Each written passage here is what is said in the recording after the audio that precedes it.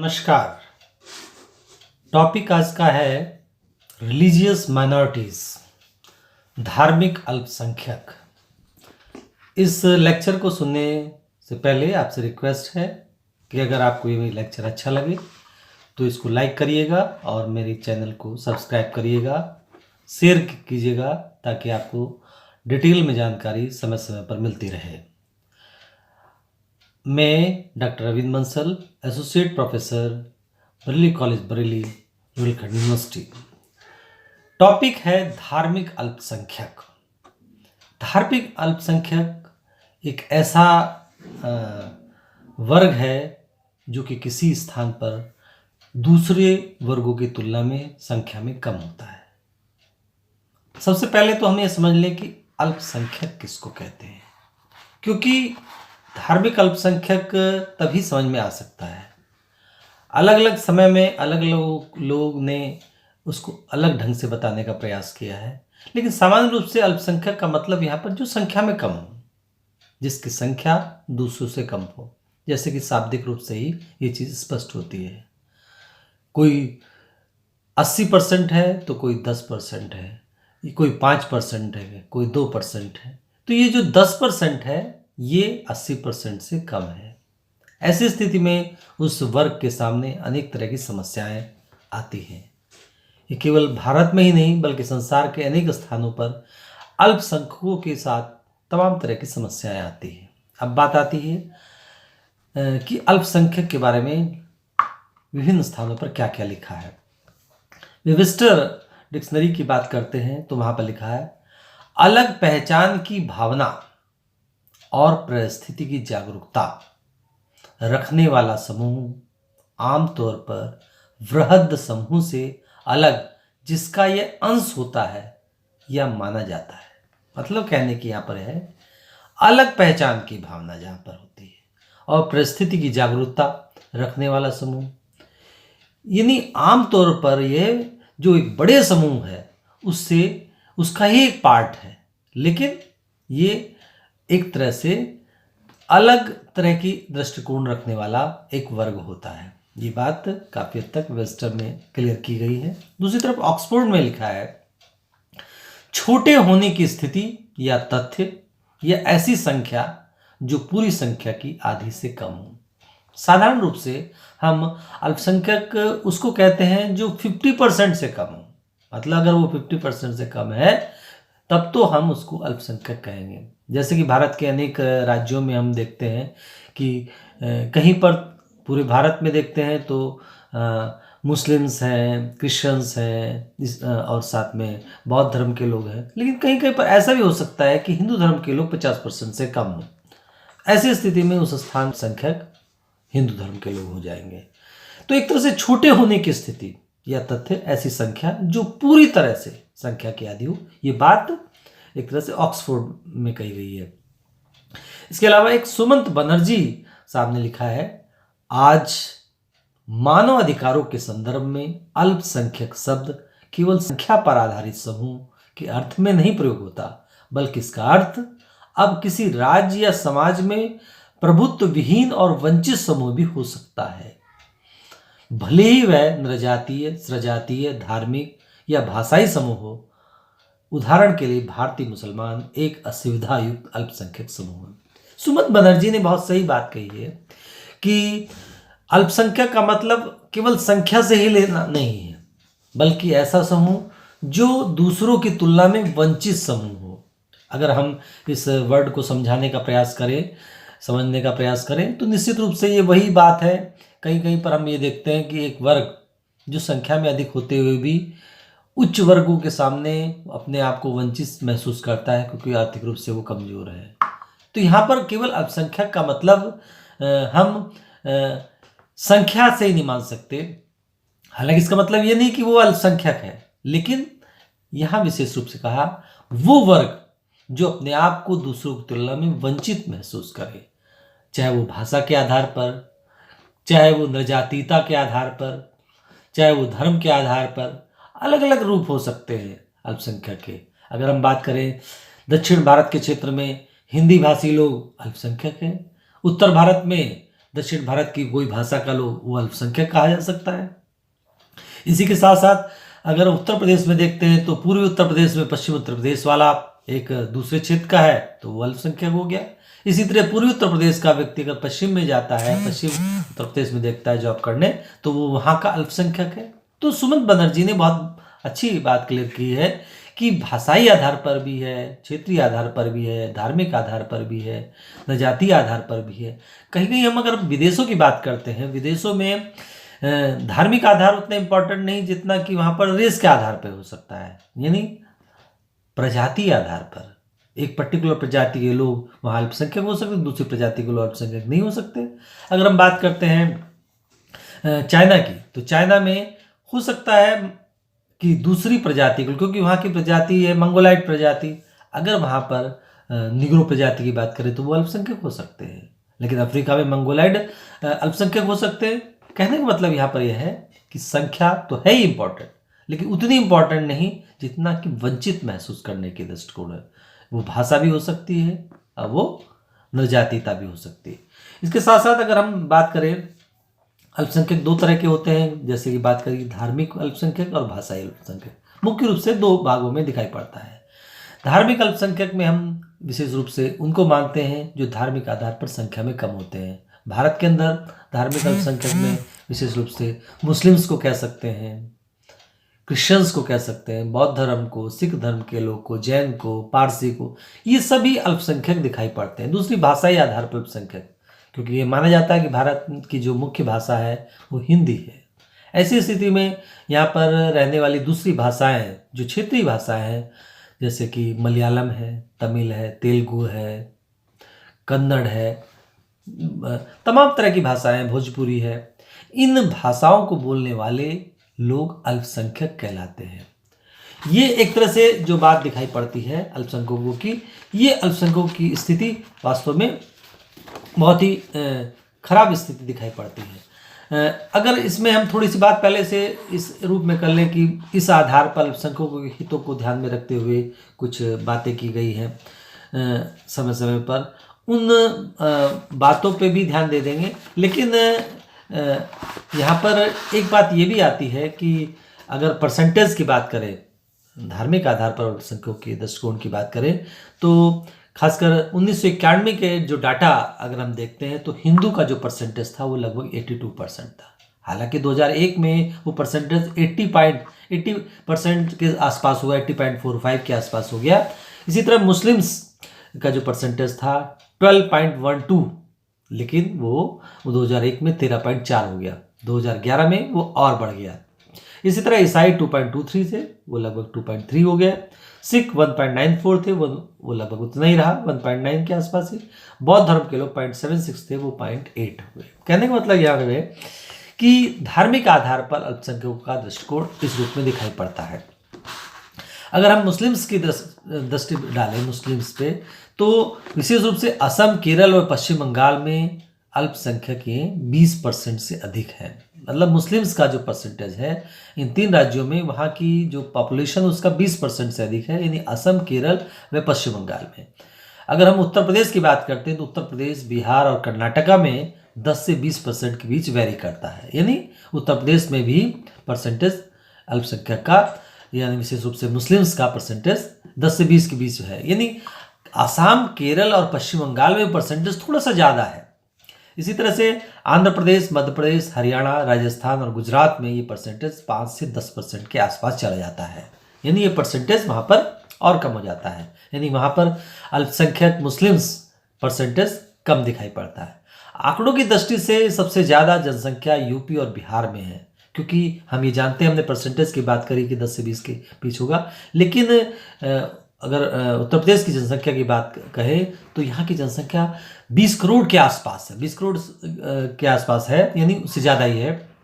तो उस हिसाब से उसका परसेंटेज अगर 10-15%, 20% निकलता है, तो परसेंटेज के हिसाब से जो संख्या है वो संख्या यहाँ पर दूसरे प्रदेशों की तुलना में ज़्यादा मुस्लिम्स लोग रहते हैं। यही चीज़ बिहार में भी दिखाई पड़ती है। शेष अन्य पर 1 से 5% है। सिक्किम, मिजोरम, मेघालय, नागालैंड में मुस्लिम्स का परसेंटेज 1% के आसपास। अब बात यहाँ पर आती है कि मुस्लिम्स की परसेंटेज 20% तक वेरी करता रहता है पूरे देश में। और जैसे कि हमने 2001 के डाटाज आपको बताए थे 13.4% है, और 2011 में भी लगभग 14% के आसपास है, 14-15% के आसपास। इस स्थिति पर हम देखते हैं परसेंटेज कम है, लेकिन सबसे बड़ी समस्या पर जनसंख्या कम होने के बावजूद भी मुस्लिम्स रिलीजन के लोग की आर्थिक स्थिति बहुत अच्छी नहीं है। आर्थिक आधार पर वो वहाँ पर गरीबी बहुत दिखाई पड़ती है, जिसका कारण अगर हम देखते हैं कुछ वो उद्योगों में लगे हुए, हालांकि उद्योग में लगे हुए व्यक्ति काफ़ी हद तक धनी होते हैं, लेकिन ये ज़्यादातर टेक्नीशियंस होते हैं। अगर हम देखते हैं खासकर चूड़ी और कांच उद्योग में, जो कि फिरोजाबाद में है, उसमें एक परसेंटेज काफ़ी लगा हुआ है। ऊनी वस्त्र और लकड़ी उद्योग में सहारनपुर में ये लोग लगे हुए हैं। गलीचे भदोई और मिर्ज़ापुर में, पीतल के बर्तन मुरादाबाद में, लुंगी चेन्नई में, ऊनी शॉल और गलीचे ये जम्मू कश्मीर में, चिकनकारी लखनऊ में, ताले अलीगढ़ में, जूते कानपुर में, चमड़ा कोलकाता चेन्नई में, कैंची मेरठ में, और रेशम उद्योग रामनगर कर्नाटका। यानी ये बताते हैं कि मुस्लिम धर्म के लोग चूड़ी, कांच उद्योग, ऊनी वस्त्र उद्योग, गलीचे, पीतल के बर्तन, लुंगी, ऊनी शाल, चिकनकारी, ताले, जूते, चमड़ा और कैंची और रेशम जैसे उद्योगों में लगे हुए हैं। साथ में अगर हम बात करते हैं 1992 की, जो आरबीआई की रिपोर्ट कहती है गोपाल सिंह समिति की, जिसमें 52.3% गरीबी रेखा के नीचे हैं। यानी ये डाटा 92 का है, हालांकि उसमें थोड़ी सी वृद्धि हुई होगी। आज हम ये नहीं कह सकते कि इतने गरीब होंगे, क्योंकि अब मुस्लिम धर्म के काफ़ी लोग पढ़ लिखने लगे हैं और उनकी गर्ल्स भी पढ़ रही हैं। लेकिन 1992 की जो डाटाज बताते हैं, वो डाटा ये कहते हैं कि 50% से अधिक लोग काफ़ी हद तक हमें यह दिखाई पड़ते हैं गरीबी रेखा के नीचे हैं, यानी 52.3%। 50.5% मुस्लिम निरक्षर हैं, यानी यहाँ पर परसेंटेज जो दिखाई पड़ता है 50% से अधिक लोग जो है ना निरक्षर हैं, पढ़े लिखे नहीं हैं। 4% मुस्लिम्स हाई स्कूल पास हैं, ये डाटाज उसी समय के 92 के आसपास के। और 1.6% मुस्लिम्स स्नातक हैं, यानी ग्रेजुएट। यानी एक तरह देखा जाए तो डाटा चौंकाने वाला है। ऐसा डाटा है जिससे हमको लगता है कि यही कारण है कि आर्थिक स्थिति बहुत कमज़ोर दिखाई पड़ती है। सरकारी नौकरी में सिर्फ 4.4% है, यानी मुस्लिम सरकारी नौकरियों में भी परसेंटेज बहुत कम दिखाई पड़ता है। 3.7% मुस्लिम वित्तीय सहायता प्राप्त करते हैं, यानी इंडस्ट्री लगाने के लिए वो लोन भी कम लेते हैं। इसका कारण कुछ भी हो सकता है, लेकिन मुस्लिम्स को लोन लेने का जो परसेंटेज है वो बहुत कम दिखाई पड़ता है। 5% मुस्लिम औद्योगिक ऋण लेते हैं, यानी 5 औद्योगिक बड़ी बड़ी फैक्ट्रीज लगाने के लिए बहुत कम परसेंटेज है जो लोन लेते हैं। अगर हम पॉलिटिकल स्टेटस की बात करते हैं तो पॉलिटिकल स्टेटस भी बहुत अच्छा नहीं। अगर हम सांसद की बात करते हैं तो बहुत अधिक सांसद हमारे लोकसभा में नहीं है, राज्यसभा में नहीं है, बहुत कम परसेंटेज हमको दिखाई पड़ता है, बहुत कम संख्या दिखाई पड़ती है। इसी तरह से प्रदेशों की जो विधानसभाएं हैं वहाँ पर जो एमएलए हैं उनका भी परसेंटेज कम दिखाई पड़ता है। इलेक्शन लड़ने के लिए जो राजनीतिक जागरूकता है वो भी बहुत कम दिखाई पड़ती है। इसका कारण हो सकता है कि हम वंचित हैं, यानी मुस्लिम्स हो सकता है, क्रिश्चियंस हो सकता है, जैन हो सकता है, उनमें राजनीतिक जागरूकता की भी कमी पाई जाती है, या कहा जाए उनको राजनीतिक जागरूकता के लिए कोई प्रेरित नहीं करता, जिसके कारण वो हमारे पॉलिटिकल सिस्टम में बहुत ज़्यादा आगे आने का प्रयास नहीं करते हैं। दूसरी तरफ अगर हम ईसाई धर्म की बात करते हैं तो ईसाई केरल, तमिलनाडु, इन सब आंध्र प्रदेश, कर्नाटका राज्य में यहाँ पर लगभग 56% क्रिश्चियंस रहते हैं। यानी हमारे जो 3-4 राज्य हैं, केरल है, तमिलनाडु, आंध्र प्रदेश, कर्नाटक, इन 3-4 राज्यों में परसेंटेज ज़्यादातर क्रिश्चियंस का है। हालांकि दूसरे राज्यों में भी है, लेकिन परसेंटेज दूसरे राज्यों में कम दिखाई पड़ता है। देश के ईसाई का 1/3 हिस्सा केरल में, यानी एक तरह से केरल में सबसे ज़्यादा जनसंख्या दिखाई पड़ती है क्रिश्चियंस की। दूसरी तरफ अगर हम सिख की बात करते हैं, पंजाब में लगभग 78.5% सिख की जनसंख्या है, यानी एक बहुत बड़ा भाग सिख धर्म के लोगों का है पंजाब में रहने का। एक तरह से हम कह सकते हैं गुरु नानक देव जी ने जो सिख धर्म की नींव डाली, जो सिख आंदोलन के रूप में आया था, और विशेष रूप से कहा हिंदू समाज की जो कुरीतियाँ थी, जो अंधविश्वास थे, उनको समाप्त करने के लिए सिख आंदोलन शुरू किया गया था, जो बाद में सिख धर्म के रूप में आया। विशेष रूप से उसका जो फील्ड था, उसका एरिया जो था वो पंजाब था, उस पंजाब के एरिया में ही यही कारण है कि परसेंटेज बहुत अधिक है। इसके अलावा लगभग 6% हरियाणा में है। बाकी जो जनसंख्या भारत के विभिन्न राज्यों में दिखाई पड़ती है, जिसमें कि हिमाचल प्रदेश है, राजस्थान, दिल्ली, चंडीगढ़ व जम्मू कश्मीर है। यानी एक तरह से देखा जाए कि जो परसेंटेज है वो अलग अलग राज्यों में अलग अलग दिखाई पड़ता है, लेकिन मुख्य रूप से पंजाब में ये परसेंटेज ज़्यादा है। इसके साथ साथ अगर हम बात करते हैं कि अल्पसंख्यक आयोग की जो स्थापना हुई थी 1992 में हुई थी। इसके साथ साथ इसमें भाषाई अल्पसंख्यकों के लिए भी एक आयुक्त तो नियुक्त किया गया है, जिसका मुख्यालय इलाहाबाद में है। क्षेत्रीय कार्यालय कोलकाता और बेलगाम और चेन्नई में है। यानी अगर हम यहाँ पर ये देखते हैं कि लगातार जो जनसंख्या अल्पसंख्यकों की वो परसेंटेज बहुत अधिक चेंज नहीं हो रहा है। मुस्लिम्स का परसेंटेज थोड़ा सा चेंज हो रहा है, उनकी वृद्धि हो रही है, लेकिन फिर भी वो संख्या 50% से बहुत कम है। कुछ राज्यों में हो सकती है, लेकिन समय के साथ साथ उसमें बहुत अधिक परिवर्तन नहीं आ रहा है। लेकिन मुस्लिम्स ने पिछले 15-20 सालों में 20-25 सालों में अपने इकोनॉमिक स्ट्रक्चर में, यानी उनकी आर्थिक स्थिति में बदलाव आया है और शैक्षणिक स्थिति में बदलाव आया है। अगर हम विभिन्न डिग्री कॉलेजेस की बात करते हैं तो वहाँ मुस्लिम्स गर्ल्स, मुस्लिम्स बॉयज़ अब पढ़ने लिखने के लिए ज़्यादा आते हैं पहले की तुलना में। ये स्थिति अपनी जगह है, लेकिन स्थिति में सुधार के लिए भारत सरकार द्वारा, प्रदेश सरकारों द्वारा और विभिन्न एनजीओज के जरिए समय समय पर अनेक प्रयास किए जाते हैं। जिसमें अगर हम अनुच्छेद 29 की बात करें तो अनुच्छेद 29 कहता है किसी भी भाग में रहने वाले अपनी भाषा, वर्ग या लिपि अथवा संस्कृति को संरक्षण का अधिकार देता है। यानी कहने का मतलब अनुच्छेद 29 में ये व्यवस्था की गई, कोई भी ऐसा व्यक्ति होगा, कोई भी ऐसा वर्ग होगा, कहीं पर भी रहने वाला होगा जो अपनी भाषा, वर्ग या लिपि भी हो सकती है, क्योंकि कई बार हम देखते हैं कि अल्पसंख्यक के लोग की जो लिपि है वो अलग है। जैसे अगर हम सिख धर्म की बात करें तो उनकी गुरु लिपि है, जिसके आधार पर वो बातचीत करते हैं।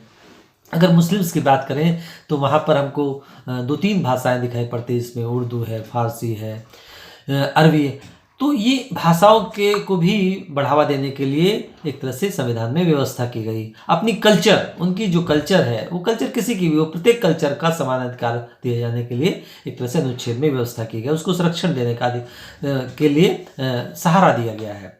अनुच्छेद 29B में ये कहा गया है कि धर्म, प्रजाति, जाति, भाषा या उनमें से किसी भी आधार पर सरकार द्वारा चलाए जाने वाली सरकारी कोष से सहायता पाने वाले शैक्षणिक संस्थाओं से किसी भी नागरिक को दाखिले करने में इसको एक तरह से इनकार नहीं किया जा सकता। यानी एक तरह से ये नहीं कहा सकता कि जो भारत सरकार द्वारा जो सुविधाएं दी जाती है उसमें इसको नहीं मिलेगी, इसको मिलेगी। यानी भाषाई आधार पर, प्रजाति आधार पर और जाति के आधार पर उनमें किसी तरह का भेदभाव नहीं किया जाएगा। यानी धर्म वालों को भी महत्व, धार्मिक रूप से अल्पसंख्यक को भी महत्व दिया जाएगा, प्रजाति आधार पर अल्पसंख्यक को भी महत्व दिया जाएगा, जाति आधार पर, भाषा के आधार पर और उनमें से किसी भी आधार पर जो कम है। सरकार द्वारा कोई मदद अगर की जा रही है या शैक्षणिक सुधार के लिए, शैक्षणिक प्रोत्साहन के लिए जो मदद दी जा रही है, उसमें प्रत्येक को समान अधिकार दिया जाएगा, ऐसा सरकार ने अनुच्छेद में व्यवस्था की। इसके अलावा अनुच्छेद 30A, कोई भी अल्पसंख्यक चाहे वह धर्म पर हो या भाषा पर आधारित हो, उन्हें अपनी इच्छा से शिक्षा संस्थानों की स्थापना एवं उनका संचालन करने का अधिकार देता है। यानी कोई भी माइनॉरिटी का व्यक्ति होगा, वर्ग के लोग होंगे, वो अपनी हिसाब से, अपनी इच्छा से, अपनी धर्म के आधार पर अपने इंस्टीट्यूट खोल सकते हैं और उसका संचालन कर सकते हैं। यही कारण है कि भारत में अनेक स्थानों पर मुस्लिम्स द्वारा अनेक विद्यालय खोले गए, महाविद्यालय खोले गए, अनेक यूनिवर्सिटीज़ खोली गई, जिसको संरक्षण देता है। यानी वो खोल सकते हैं अपने आधार पर, अपनी इच्छा से शिक्षा संस्थान खोल सकते हैं, उनको संचालन कर सकते हैं। अगर हम देखते हैं शिक्षा संस्थानों में सिलेक्शन का भी पूरा का पूरा दायित्व उन्हीं पर रहता है, अर्थात मतलब वो अपने यहाँ टीचर्स की जो भर्ती है वो भी खुद ही कर सकते हैं। जैसा कि जबकि हम दूसरे संस्थानों की बात करते हैं तो उसमें जो संचालन किया जाता है या उनकी जो देखरेख होती है वो सरकार द्वारा की, हालांकि सरकार का ही संरक्षण मिलता है, लेकिन उस पर सारे ज़्यादातर अधिकार उन रिलीजन के लोग के रहते हैं, उन अल्पसंख्यकों के रहते हैं जो उनको महत्व देता है। इसके साथ ही साथ 30B जो कहता है कि सरकार शैक्षणिक संस्थानों को आर्थिक सहायता देने में किसी भी शिक्षण संस्थान के विरुद्ध भेदभाव नहीं किया जाएगा। मतलब एक तरफ वो अल्पसंख्यक अपना इंस्टीट्यूट खोल तो सकते हैं, लेकिन ऐसा नहीं है कि सरकार अगर किसी शिक्षण संस्थान को मदद करती है तो उनको नहीं मिलेगी, उनको भी मिलेगी। उनको भी मदद उसी तरह से मिलेगी जैसे इस दूसरे शैक्षिक संस्थानों को मिलती है। यानी वो अपने आप भी मदद ले सकते हैं और साथ में सरकार से भी मदद ले सकते हैं। यानी सरकार उसमें किसी तरह का भेदभावपूर्ण व्यवहार नहीं करेगी। यानी एक तरह से वो भारत का हिस्सा है या किसी भी स्थान का हिस्सा है, किसी भी राज्य का हिस्सा है। इस आधार पर शैक्षिक संस्थानों को प्रोत्साहन देने का प्रयास किया जाता है। इसके अलावा 350A राष्ट्रपति द्वारा निर्देशित की भाषाई अल्पसंख्यक समूह के बच्चों को प्राथमिक चरण की शिक्षा अपनी मातृभाषा में देने की समुचित प्रबंध किए जाए। मतलब राष्ट्रपति जी द्वारा ये निर्देश दिया गया है कि भाषाई अल्पसंख्यक के जो लोग हैं वो अपने बच्चे को अपनी मातृभाषा में शिक्षा दे सकते हैं। यही कारण है कि हमारे विभिन्न प्रतियोगी परीक्षाओं में विभिन्न जो भाषाएं हैं, अल्पसंख्यक भाषाएं हैं, उनको भी वहाँ पर परीक्षा देने के लिए प्रोत्साहित किया जाता है, उसमें उनको स्थान दिया जाता है। यानी प्रत्येक भाषा को महत्व दिया जाता है। मतलब उसमें ये रोक नहीं लगाई जाएगी कि मलयालम केरल की जो है ना तो वो अपने बच्चे को मलयालम नहीं पढ़ा सकता, अगर कर्नाटक की बात करें तो कन्नड़ नहीं पढ़ा सकता, तमिल की बात करें तमिल नहीं पढ़ा सकता, बल्कि सभी जगह अगर वो अपने बच्चे को क्षेत्रीय भाषा में सिखाना चाहता है तो उसको प्रोत्साहन सरकार द्वारा किया जाता है, ऐसा राष्ट्रपति जी द्वारा कहा गया। इसके अलावा 350B जो भाषाई अल्पसंख्यक के लिए विशेष अधिकारी होगा। मतलब एक अधिकारी भी रख दिया, एक ऑफिसर रख दिया जिसकी नियुक्ति राष्ट्रपति करेगा, जो ये देखेगा कि ये सब हो रहा है या नहीं हो रहा है। क्योंकि कई बार ऐसा देखा जाता है कि परमिशन तो दे दी और वो काम हो नहीं रहा होता। ऐसे अनेक आरोप लगाए जाते हैं जो कहा जाता है कि दूसरे ऑफिसर्स ने ऐसा ठीक नहीं किया जो कि दूसरे वर्ग का है, जो अल्पसंख्यक नहीं, अगर उसका यही कारण है कि जो अधिकारी नियुक्त किया जाता है वो उन्हीं की भाषा का अधिकारी रखा जाता है। इसके साथ ही अल्पसंख्यक भाषा वालों लोगों के लिए भारत सरकार द्वारा एक प्रयास ये भी किया गया, उसको प्रोत्साहन देने के लिए विभिन्न प्रदेशों की राजधानियों में भाषा केंद्र खोले गए। उनमें कोई भी जाके जो भी ग्रेजुएट है उसमें एडमिशन ले सकता है और वो पर्टिकुलर भाषा, चाहे वो मलयालम हो, तमिल हो, तेलुगु हो, कन्नड़ हो, पंजाबी हो, सिंधी हो, इन भाषाओं को मुफ्त में पढ़ाया जाता है ताकि उन भाषाओं को भी महत्व दिया जाए। इसके पीछे मकसद ये भी कि प्रत्येक व्यक्ति को कम से कम 3 भाषाएं आनी चाहिए। एक तो उनकी मातृभाषा है और एक अपनी इंग्लिश है जो इंटरनेशनल भाषा है, और तीसरी वो भाषा जो वो सीखना चाहता है। इससे उन भाषाओं को प्रोत्साहन मिलेगा। यानी भाषाओं को प्रोत्साहन देने का ये प्रयास भारत सरकार द्वारा किया गया है। इसके साथ ही साथ अगर हम बात करें, जैसा कि हमने बात करी थी अभी अपने पहले लेक्चर्स में कि SC/STs के लिए, OBCs के लिए, STs के लिए वही तरह की सुविधाएं यहाँ पर अल्पसंख्यकों के लिए भी दी जाती है। जैसे कि कंपटीशन से पहले कोचिंग्स की व्यवस्था, कंपटीशन से पहले कोचिंग की व्यवस्था करने का भी प्रावधान है। यानी जो कि अल्पसंख्यक, चाहे वो धार्मिक आधार पर अल्पसंख्यक हैं, उन लोगों के बच्चों के लिए फ्री कोचिंग की व्यवस्था की जाती है। चाहे वो प्रदेश सरकार करती हैं या पर भारत सरकार करती है, लेकिन इस तरह के कोचिंग संस्थान खोले जाते हैं जहाँ पर ये कोचिंग संस्थान विभिन्न यूनिवर्सिटीज़ में, विभिन्न डिग्री कॉलेजेस में स्थापित किए जाते हैं ताकि वहाँ पर जाके वो बच्चे पढ़ सके फ्री ऑफ कॉस्ट। इसके साथ साथ मदरसा शिक्षा प्रणाली को आधुनिक बनाने का भी प्रयास भारत सरकार द्वारा और विभिन्न प्रदेश सरकारों द्वारा किया जाता है, क्योंकि ये देखा जाता है कि भाषाई और धार्मिक आधार पर जो अल्पसंख्यक हैं उनके जो मदरसे खुले हुए हैं उनकी जो क्वालिटी है उसको इम्प्रूव करने के लिए वहाँ पर कंप्यूटर शिक्षा के लिए भी प्रयास किए जाते हैं। उसके लिए बाकायदा मदद की जाती है, उनको आधुनिक बनाने का प्रयास किया जाता है कि वो अपनी भाषा तो सीखें ही, अपने रीति रिवाज सीखें, अपनी कल्चर सीखें, वो व्यवहार सीखें, लेकिन साथ में वो जो मॉडर्न वर्ल्ड है, जो आधुनिक विश्व है, उससे पिछड़ ना जाए, उसके साथ जुड़ के वो आगे बढ़ते रहें। यही कारण है कि मदरसा में आपसे 20-25 साल पहले जो मदरसे की स्थिति, आज की मदरसों की स्थिति में काफ़ी सुधार दिखाई पड़ता है। आज मदरसा में पढ़ने वाले को कंप्यूटर चलाना भी आता है, आज मदरसे में पढ़ने वाले को इंटरनेट चलाना भी आता है, उसको भी साइंस के बारे में पता है, साइंस की उसको नॉलेज है, आधुनिक जो हमारे विषय हैं उनकी जानकारी है। और इसका सीधा सीधा मतलब है कि ये प्रयास सरकार द्वारा किए गए हैं ताकि मदरसा जो शिक्षा प्रणाली है उसमें इम्प्रूवमेंट हो सके। इसके साथ साथ राष्ट्रीय अल्पसंख्यक विकास वित्त निगम जो गरीबी रेखा से नीचे हैं उनके लिए विशेष रूप से मदद करने के लिए ये वित्त निगम की स्थापना की गई। अल्पसंख्यक, जैसे कि हमने अभी बात की थी थोड़ी देर पहले कि कई मुस्लिम्स ऐसे हैं जो वित्तीय सहायता प्राप्त नहीं करते हैं, 3.7% का जिक्र किया था, और 5% मुस्लिम्स औद्योगिक ऋण लेते हैं। यानी ऋण लेने का जो परसेंटेज है, मदद लेने का जो परसेंटेज है, बहुत कम दिखाई पड़ता है इंडस्ट्रीज लगाने के लिए। लेकिन अगर हम देखते हैं किसी के अंदर टैलेंट है और पैसे की कमी की वजह से वो टैलेंट दबा जा रहा है, तो ऐसी स्थिति में भारत सरकार और विभिन्न प्रदेश सरकारें, विशेष रूप से उत्तर प्रदेश सरकार भी काफ़ी मदद करती है, विभिन्न राज्यों की सरकारें मदद करती हैं। यानी इसके लिए एक वित्त निगम बना दिया गया और वो वित्त निगम अल्पसंख्यक वालों को मदद करता है। अब बात यहीं पर पूरी हो रही है कि धार्मिक अल्पसंख्यक की स्थिति पिछले 20-25 सालों से लगातार सुधर रही है, लेकिन सुधरने के बावजूद भी कई प्रदेशों में धार्मिक अल्पसंख्यकों की स्थिति शोचनीय भी हो रही है। इसका परसेंटेज, इसका कारण ये भी हो सकता है कि अभी वो मुख्य धारा से नहीं जुड़ पाए, उनके अंदर वंचन का जो दृष्टिकोण है, वो वंचन का दृष्टिकोण बहुत अधिक स्ट्रांग नहीं हो पाया है। उनको उस सिस्टम से जुड़ना होगा, इस क्षेत्र के लोगों से जुड़ना होगा जो कि संख्या में अधिक, उन लोगों से मिलजुल कर काम करना पड़ेगा, क्योंकि वो भारत के अंग हैं।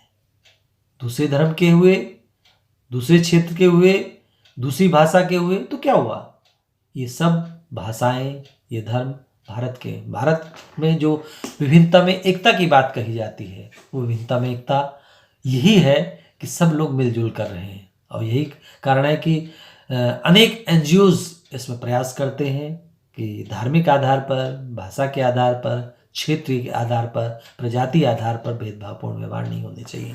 अगर हम दक्षिण भारत की बात करें, दक्षिण भारत की जो द्रविड़ प्रजाति के लोग रहते हैं, उत्तर भारत में द्रविड़ प्रजाति के लोग उतने नहीं रहते हैं, लेकिन अगर हम प्रजाति आधार पर ये भेदभाव करेंगे तो भारत या कोई भी देश एक सूत्र में नहीं बन सकता। इसलिए उनके हितों को भी ध्यान रखना है। अगर हम मुस्लिम्स की बात करें तो मुस्लिम्स का परसेंटेज भले ही 10-15%, 20% के आसपास हो, लेकिन इस परसेंटेज के लोगों को भी आपस में एक साथ जुड़ के रहना होगा, तभी देश का विकास हो सकता है। बिना साथ लिए, जैसे कि मैंने एक दिन ये भी कहा था कि किसी गाड़ी को चलाने के लिए सारे पहियों की ज़रूरत है मजबूत होने की, सारे पहियों की हवा परफेक्ट होने की ज़रूरत है। जब तक सारे पहिए मजबूत नहीं होंगे तब तक वो गाड़ी सही ढंग से नहीं चलेगी, और गाड़ी सही ढंग से नहीं चलेगी तो विकास नहीं होगा, और विकास नहीं होगा तो हम विकसित राष्ट्र कैसे बनेंगे। भारत एक ऐसा राष्ट्र है जहाँ पर प्रत्येक वर्ग के लोग को समान अधिकार प्राप्त किया जाता है। ऐसे में धार्मिक अल्पसंख्यक अपने आप को वंचित महसूस करे, ये उचित नहीं है। उनका वंचन खत्म होना चाहिए, उनको मुख्य धारा से जोड़ना चाहिए, और इसके लिए भारत सरकार समय समय पर प्रयास कर रही है। लेकिन सरकार प्रयास के साथ साथ अल्पसंख्यक के लोगों को भी ये प्रयास करना चाहिए कि हम यहीं के अंग हैं, हमको यहीं के विकास में हमारा विकास है, हमको केवल यहीं के बारे में सोचना है, और तभी वास्तव में एक ऐसा राष्ट्र बनेगा जो विश्व पर राज करेगा।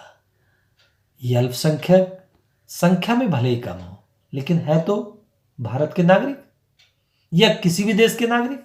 अगर उनका जन्म वहीं हुआ है, भले ही वो दूसरे रिलीजन के हैं, भले ही वो दूसरी प्रजाति के हैं, भले ही वो दूसरी भाषा के हैं, लेकिन अगर उनका जन्म वहाँ हुआ तो जहाँ जन्म हुआ है उस मातृभूमि के लिए उसमें दूसरे लोगों से वंचन महसूस कैसे करते हैं, हीनता की भावना कैसे महसूस करते हैं। और ये जब होगा तो निश्चित रूप से देश का डेवलपमेंट होगा, प्रदेश का डेवलपमेंट होगा, भाषा का डेवलपमेंट होगा, क्षेत्र के लोग का डेवलपमेंट होगा।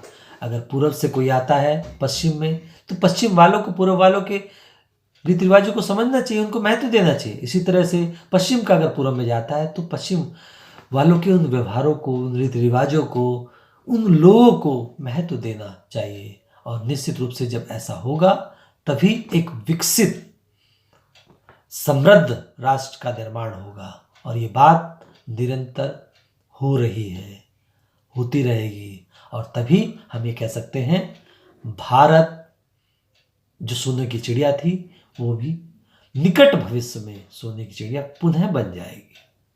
ठीक।